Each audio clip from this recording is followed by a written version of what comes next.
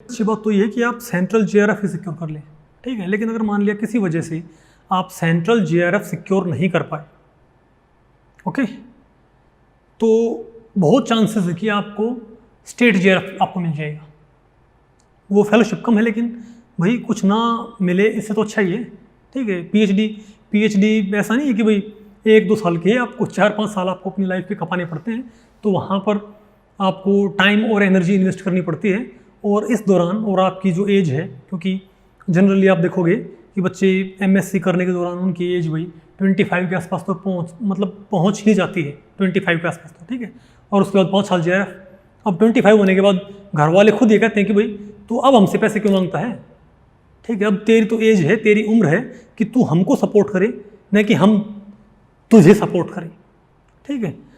तो और इतनी एज होने के बाद भाई मतलब विद्यार्थी ये मानो कि बालिग होता है, खुद मुख्तार होता है, और उसको ये चीज़ खुद भी फील होती है कि भाई वो अभी तक अपने पेरेंट्स के ऊपर डिपेंडेंट है, तो वो खुद चाहता है कि भाई वो 2 पैसे कहीं से कमाए, ओके। और इस चीज़ को गवर्नमेंट समझती है, उनको पता है कि भाई 25 साल के बाद जो विद्यार्थी है, जो स्टूडेंट्स हैं, अगर आपने उनको फंड नहीं किया तो वो रिसर्च के फील्ड में एंट्री नहीं करेंगे। और रिसर्च की गवर्नमेंट को बहुत ही ज़्यादा रिक्वायरमेंट होती है इंडस्ट्रीज़ को फ्यूल करने के लिए, जो इकोनॉमी है, जो डेवलपमेंट उसको स्टिमुलेट करने के लिए इन्वेंशंस की वहाँ पर बहुत रिक्वायरमेंट होती है, ठीक है। तो इन्वेंटर्स की रिक्वायरमेंट है इसको फुलफिल करने की, इसीलिए गवर्नमेंट के दिमाग में ये है कि भाई आप इनको इकोनॉमिकली एक तरह से फ्री कर दो, ताकि ये अपना पूरा फोकस जो नई इन्वेंशन है उन पे कर सकें। तो या तो आपको भाई सेंट्रल जेआरएफ आपको मिल जाएगा, और लेकिन मान लिया किसी वजह से आपका सिर्फ नेट रहता है, तब आप क्या करोगे? तो आपको स्टेट जेआरएफ आपको मिल जाएगा। लेकिन मान ले कि हमारी किस्मत ख़राब है, बहुत ही ज़्यादा ख़राब है, और हमको स्टेट जेआरएफ भी नहीं मिला, ठीक है, तो आप कोशिश कर सकते हैं प्रोजेक्ट फेलो के लिए। अब ये क्या होते हैं प्रोजेक्ट फेलो? प्रोजेक्ट फेलो उसको बोलते हैं कि कई बारी आप ये मानो कि किसी कंपनी के अंदर, मान लिया कोई बहुत बड़ी कंपनी है, ठीक है, उनको कोई पर्टिकुलर मटेरियल डेवलप करना है, लेकिन उनके पास R&D ब्रांच नहीं है। R&D से मेरा मतलब है रिसर्च एंड डेवलपमेंट, उसकी ब्रांच उनके पास नहीं है, या है तो वो उसके अंदर रिसोर्स नहीं है, उसके अंदर भाई फैसिलिटीज़ नहीं है, ठीक है। और अगर फैसिलिटीज़ भी हैं तो उनके पास भाई इतना बजट नहीं है कि वो रिसर्चर्स हायर कर सकें प्रॉपर, ठीक है। तो क्या करेंगे? अब कंपटीशन में बने रहने के लिए, जैसे आप ये माने आपका जो फ़ोन है, जैसे आप देखोगे, जैसे आपका वो फ़ोन है, आप ये पढ़ते होगे कि भाई जो फ़ोन के अंदर जो स्क्रीन होती है, इसको हम बोलते हैं गोरिल्ला ग्लास, ठीक है। और कभी ये होता है कि भाई ये गोरिल्ला ग्लास 2 है, ये गोरिल्ला ग्लास 3 है, 4 है, 5 है, और हर बार ये कहते हैं कि जो नया ग्लास हो पुराने से बेटर है। तो ये साइंटिफिक डेवलपमेंट के थ्रू ही आता है, ठीक है। तो हर एक कंपनी वही कहीं कंपटीशन के अंदर पीछे न रह जाए, तो वो क्या करती है कि वो लगातार अपना जो प्रोडक्ट है उसको इम्प्रूव करने के लिए लगातार काम करती है। लेकिन कई बारी उसके पास इतने रिसोर्सेज नहीं होते, या उसके पास टाइम नहीं होता, ठीक है। तो वो क्या करते हैं कि वो अपनी रिसर्च को आउटसोर्स कर देते हैं। अब मान लीजिए सैमसंग को एक डिस्प्ले तैयार करनी है, जिसमें उनको एक पर्टिकुलर ल्यूमिनेसेंस की रिक्वायरमेंट है, कि भाई उनको ये रिक्वायरमेंट है कि हमको ये डिस्प्ले चाहिए जो इतनी लाइट कंज्यूम करके इतना एमिशन दे सके, मतलब इतनी उसकी जो ब्राइटनेस है वो, और उनके पास डेडलाइन है कि भाई हमको इस टाइम तक ये चीज़ डेवलप करनी है, और उनको लगता है कि भाई उनकी जो R&D है वो इस काम को नहीं कर पाएगी, या भाई मुश्किल है, या उनको लगता है कि भाई क्या पता ना हो, तो वो अपने सक्सेस के चांसेस को बढ़ाने के लिए क्या करेंगे, वो यूनिवर्सिटीज़ से करते हैं कॉन्टैक्ट, और वहाँ पर जो भाई प्रोफेसर्स हैं वो वहाँ पर किसी वेल एस्टैब्लिश्ड प्रोफेसर जिसका पहले भाई अच्छा रिसर्च वर्क हो उससे बात करते हैं, और वो ये कहते हैं कि भाई कि सर हम आपको टोटल 30 लाख, ठीक है, हम आपको 30 लाख या 40 लाख का हम आपको रिसर्च का प्रोजेक्ट देंगे, और हमको इस तरह के प्रोडक्ट की रिक्वायरमेंट है, तो आपको ये चीज़ बना के हमको देनी है, ठीक है। और ज़रूरी नहीं कि भाई वो बने, लेकिन वो कहते हैं कि आपको कोशिश करनी है, हम आपको फंड करेंगे। और वो ये भी बोल देते हैं कि भाई वो कहते हैं कि मान लिया आप 40 लाख में से आप जो 20 लाख हैं, अब उनको पता है भाई जो प्रोफेसर उसके पास टाइम कम होता है कि वो उनके रिसर्च वर्क को अंजाम दे सके, ठीक है, क्योंकि उनके पास उनके ऊपर भाई दूसरी रिस्पॉन्सिबिलिटीज़ भी होती हैं। तो वो ये चीज़ भी समझते हैं, वो ये कहते हैं कि भाई चलो आप कोई स्कॉलर भी ले लें, मतलब आप अगर किसी को हायर करते हो तो उसके लिए हम 20 लाख का अलग से बजट डाल देंगे, यानी कि 40 लाख तो भाई उसका वैसे प्रोजेक्ट है, ठीक है, जिसमें वो प्रोफेसर भाई इंस्ट्रूमेंट वगैरह परचेज कर सकता है, और 20 लाख जो है वो हो जाता है किसी स्कॉलर के लिए। इसका मतलब ये है कि उस प्रोफेसर के पास एक तरह से टोटल 60 लाख का बजट है, 40 लाख तो इंस्ट्रूमेंट्स के लिए और 20 लाख हैं स्कॉलर के लिए। अब जो नेट वाला स्टूडेंट पीएचडी में आया है वो उस प्रोफेसर से बात कर सकता है। प्रोफेसर बोला कि भाई आप मेरे पास काम करो, आपको पीएचडी करनी है, ठीक है, और भाई मेरे पास एक प्रोजेक्ट है और मैं आपको फेलोशिप दे सकता हूँ उस कंपनी की तरफ से, ठीक है। तो कंपनी ने जो बजट पास किया था उसमें से फेलोशिप मिलती है उस स्कॉलर को, तो उसमें ये एक तरह से विन विन सिचुएशन है। कंपनी का तो वही काम ये हो गया कि उनका जो काम है, ठीक है, उन्होंने आउटसोर्स कर दिया। मान लिया उस कंपनी के पास इतने पैसे नहीं थे कि वो अपने खुद की ब्रांच, खुद की R&D खड़ी कर सकें। आप खुद सोचिए कि आपको 60 लाख तो बहुत ही ज़्यादा बजट है नहीं, क्योंकि आप ये देखोगे जो ड्यूरिंग रिसर्च आपको भाई बहुत ज़्यादा सोफिस्टिकेटेड इंस्ट्रूमेंटेशन आपको इस्तेमाल करनी पड़ती है। जैसे आपका टाइम का इंस्ट्रूमेंट है, वो अकेला इंस्ट्रूमेंट आपका 2-3 करोड़ का होता है, ठीक है। उसके बाद आपके भाई जो फ्लोरोसेंस स्पेक्ट्रोफोटोमीटर है, ठीक है, कोई भी चीज़ आपको कोई भी स्पेक्ट्रोफोटोमीटर लेते हो तो वो आपको 40 लाख 50 लाख, जो सैम है आपका स्कैनिंग इलेक्ट्रॉन माइक्रोस्कोप है, ये सब चीज़ें आपकी ये मानो कि करोड़ों में होती हैं। उसके बाद उनको ऑपरेट करना, तो सैमसंग तो खैर बड़ी कंपनी है, और मैंने आपको एग्जांपल बताया था कि बाकी जो छोटी कंपनीज हैं वो भी इस चीज़ का बेनिफिट उठाती हैं, वो अपने रिसर्च को आउटसोर्स कर देती हैं, ठीक है।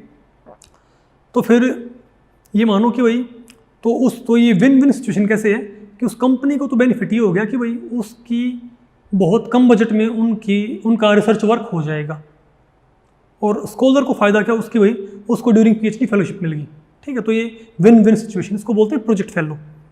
तो आप ये मानो कि अगर आप कोई भी फेलोशिप, आपको सेंट्रल जेआरएफ मिल जाएगा, नहीं मिला तो आपको स्टेट जेआरएफ आपको मिल जाएगा। अगर आपको स्टेट जेआरएफ भी नहीं मिलता है तो आपको कोशिश करो, आप पीएचडी में एडमिशन लेने के बाद, ठीक है, पीएचडी में एडमिट होने के बाद आप कोशिश करो कि आप ये पता करो कि भाई यूनिवर्सिटी में आपका जो डिपार्टमेंट है, ठीक है, आपका जो डिपार्टमेंट ऑफ केमिस्ट्री है जहाँ पर आपने एडमिशन लिया है, वहाँ पर किस प्रोफेसर के पास प्रोजेक्ट है। अगर किसी के पास प्रोजेक्ट है तो आप उनसे बात करके और उस प्रोजेक्ट में आप अपना नाम लिखवा सकते हैं, ठीक है, वहाँ से आपको फेलोशिप मिल जाएगी। लेकिन मानो भाई कि हमारी किस्मत बहुत ही ख़राब है, ठीक है, और उसमें भी हमारा नंबर नहीं लगा, या फिर मान लिया भाई वहाँ, तब क्या करें, क्या तब भी हमारे पास कोई ऑप्शन, क्योंकि भाई मैं एक चीज़ हमेशा बोलता हूँ कि ड्यूरिंग पीएचडी अगर आपको फंडिंग नहीं है तो आप पीएचडी ना करें। अगर मान लिया भाई आप अपर क्लास से आते हैं तो बात दूसरी है, क्योंकि आपके पास खर्च करने के लिए पैसा है। लेकिन अगर आप मिडिल क्लास से आते हैं, जैसे मैं एक किसान परिवार से आता हूँ, ठीक है, अगर आप मिडिल क्लास से आते हैं तो आप इतना ज़्यादा अफोर्ड नहीं कर सकते, आप 5 साल तक जो एक्सपेंसेस उनको अफोर्ड नहीं कर सकते, और लाइफ का आपका जो इतना इम्पोर्टेंट, इतना जो महत्वपूर्ण आपका समय है, उसको आप ऐसे ही वेस्ट नहीं कर सकते। इस टाइम को इस समय के दौरान आप कहीं कुछ अर्न कर सकते थे, ठीक है भाई। आप किसी जॉब के अंदर होते तो 5 साल के अंदर आप ये मानो कि भाई कुछ तो अर्न करते। आप जो जॉब सिक्योरिटी है, जो जॉब्स की बजाय आप भाई जॉब की पढ़ाई उसे को फर्दर कंटिन्यू कर रहे हो, तो कुछ तो उसका कंपनसेशन हो।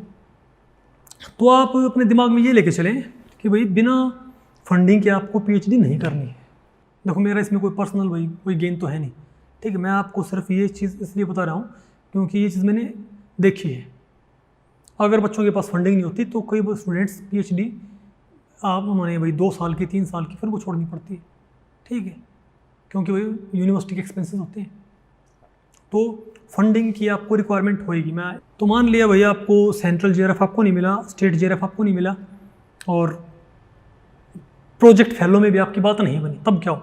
मैं एक चीज़ आपको बताना भूल गया, प्रोजेक्ट फेलो की फेलोशिप कुछ फिक्स नहीं होती।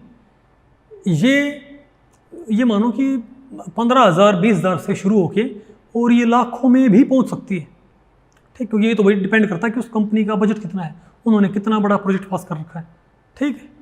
लेकिन आप जनरली ये मानो कि मेरे जनरली जो मिलते हैं प्रोजेक्ट वो 15-20 हज़ार के आसपास ही मिलते हैं, ठीक है। और आप ये मानो लेकिन आपका उसमें नंबर नहीं हुआ, ठीक है, आपका उसमें नंबर नहीं लगा, तब आप क्या करोगे? तब आप ये देखो कि आपको जो यूनिवर्सिटी का एंट्रेंस है, जो उसके बाद यूनिवर्सिटीज़ भी फेलोशिप प्रोवाइड करती हैं, उसको बोलते हैं URS, यानी कि यूनिवर्सिटी रिसर्च स्कॉलरशिप, ठीक है, URS बोलते हैं उसको। ये जो फेलोशिप है ये यूनिवर्सिटी अपनी जेब से खर्च करती है। यूनिवर्सिटी कहती है कि भाई हम हमारे स्टूडेंट्स को हम फंडिंग करेंगे, हम उनकी रिसर्च को फंड करेंगे, हम उनके जो PhDs को फाइनेंस करेंगे, ओके। लेकिन URS कम होता है। URS आपको यूजुअली देखने को मिलेगा 10,000 के आसपास, ठीक है, 10,000 के आसपास भाई पर मंथ मिलता है। लेकिन कुछ ना मिले उससे ये बेटर है, ठीक है, उससे ये फिर भी ठीक है, एटलीस्ट भैया आपके जो खुद के एक्सपेंसेस हैं वो तो इसमें कवर अप हो जाएंगे। तो आप ये मानो कि पहली कोशिश का आप करें सेंट्रल JRF की। सेंट्रल JRF आप सिक्योर नहीं कर पाते हो तो आप कोशिश करें स्टेट JRF की। स्टेट JRF आप सिक्योर नहीं कर पाते हैं, ठीक है, क्योंकि मान लिया स्टेट JRF है 15, मान लिया स्टेट JRF सिर्फ 5 है और नेट वाले बच्चों ने अप्लाई कर दिया, मान लिया भाई जो नेट क्वालिफाइड स्टूडेंट्स हैं वो हैं उस स्टेट के अंदर, ये मानो भाई 9, ठीक है। तो 9 स्टूडेंट्स जब अप्लाई करेंगे तो 5 को ही तो क्या मिलेगा स्टेट JRF, 4 तो फिर भी रहते हैं। अब वो 4 कहाँ पर आ जाएंगे? वो 4 किसके लिए अप्लाई करें? प्रोजेक्ट फेलो के लिए। और अगर मान लिया भाई अब एक ही प्रोजेक्ट है तो वो 3 स्टूडेंट्स कहाँ जाएंगे? अब उन 3 स्टूडेंट्स को ट्राई करना चाहिए URS, ठीक है, यूनिवर्सिटी रिसर्च स्कॉलरशिप, ओके। यानी कि आपको कोई ना कोई फंडिंग अथॉरिटी आपको मिल ही जाए। सारी कन्वर्सेशन का जो लब्बो लबाब यही है, ठीक है, इसका जो भाई निष्कर्ष है, जो इसकी समरी है वो यही है कि कोई ना कोई अथॉरिटी आपको फंड कर देगी। बहुत चांसेस हैं, अगर आपका JRF हो गया वेल एंड गुड है, अगर JRF नहीं होता है तो कोई ना कोई अथॉरिटी आपको, अगर आपका नेट भी क्वालिफाइड है तो आपको स्टेट गवर्नमेंट या आपको भाई जो कंपनीज़ हैं या आपकी यूनिवर्सिटी है, कोई ना कोई आपको फाइनेंस कर देगी, आपकी स्टडीज़ को फंड कर देगी, ठीक है। तो बहुत चांसेस हैं कि आपको ड्यूरिंग PhD कोई ना कोई आपको फेलोशिप मिल जाएगी, लेकिन फेलोशिप कम होती है। और ये आप अपने दिमाग में रखें, भाई एग्ज़ाम मुश्किल है, ठीक है, एग्ज़ाम ये ईजी नहीं है। मेरे ख्याल से आप समझ गए कि रिसर्च में एंट्री के लिए, तो टीचिंग में एंट्री के लिए आपको नेट की रिक्वायरमेंट है और रिसर्च में एंट्री के लिए आपको भाई नेट JRF की रिक्वायरमेंट है। अगर आपका नेट JRF क्वालिफाइड है, अगर आपका सिर्फ नेट क्वालिफाइड है तो आप टीचिंग के लिए एलिजिबल हैं, यूनिवर्सिटी कैडर और कॉलेज कैडर के लिए आप एलिजिबल हैं। अगर आपका JRF क्वालिफाइड है तो भी आप टीचिंग के लिए एलिजिबल हैं, क्योंकि JRF में और नेट में डिफरेंस क्या है ये मैंने आपको बताया था कि उनको फेलोशिप मिलती है जस्ट एक्स्ट्रा, मतलब ये एक्स्ट्रा पॉइंट है कि उनको मिलती है फेलोशिप। अदरवाइज जो एलिजिबिलिटी नेट के पास हो वही एलिजिबिलिटी JRF के पास भी है। यानी अगर आपका चाहे नेट क्वालिफाइड हो चाहे आपका JRF क्वालिफाइड हो, दोनों ही सूरतों में आप पूरे हिंदुस्तान के अंदर, पूरे भारतवर्ष के अंदर आप यूनिवर्सिटी कैडर पे और कॉलेज कैडर पे आप अप्लाई कर सकते हो, ओके। तो ये तो हुई बात टीचिंग की। उसके बाद हम इसको समराइज़ करते हैं रिसर्च के लिए, ठीक है। तो रिसर्च में भाई अगर आपका JRF है तो आप PhD में एडमिशन ले सकते हैं, आपको फेलोशिप भी मिलेगी, ठीक है। और आप अगर नेट के बेसिस पे एडमिशन लेते हैं तो आपको फेलोशिप नहीं मिलेगी, फिर आपको जो अल्टरनेट पाथवेज हैं वो फॉलो करने पड़ेंगे। जैसे आपका वही जो प्रोजेक्ट फेलो है, स्टेट JRF है या आपका URS है, उनके थ्रू आपको फेलोशिप आपको सिक्योर करने की ट्राई करनी पड़ेगी, ठीक है। आपके दिमाग में ये आ सकता है कि भाई गवर्नमेंट इतने पैसे क्यों देती है, यानी 35,000 आपको मिलते हैं SRF के और 31,000 आपको मिलते हैं JRF के दौरान, ठीक है। अब आपको होगा कि JRF से SRF में प्रमोट कैसे होते हैं, ये ऑटोमेटिक होता है। यानी कि जब आप नेट JRF के बेसिस पे PhD में एडमिशन लेते हैं तो शुरुआत में आपका registration as junior research fellow होता है, ठीक है।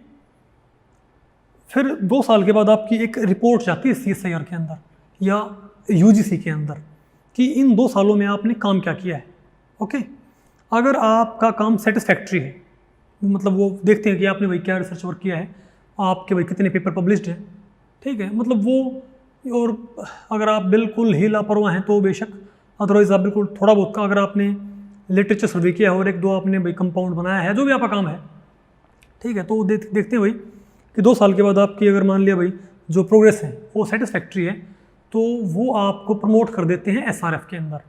SRF फिर आपको, पहले आपको मिलता है 1 साल के लिए, 1 साल के बाद फिर से आपकी रिपोर्ट जाती है, फिर वो अगले साल के लिए एक्सटेंड होता है, और फिर अगले साल के लिए, यानी कि मैक्सिमम आप उसको 3 साल तक, एक इसमें क्लोज ये भी होता है कि आप इसको 1 साल फर्दर एक्सटेंड कर सकते हैं, लेकिन जनरल कंडीशन में यही होता है कि आपको 2 साल JRF और 3 साल आपको मिलता है SRF।